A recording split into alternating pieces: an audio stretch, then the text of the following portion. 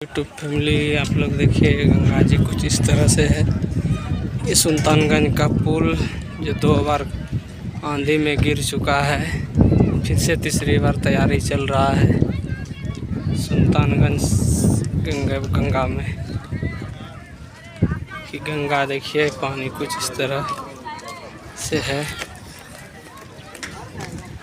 नहाने वाले देखिए जाएंगे।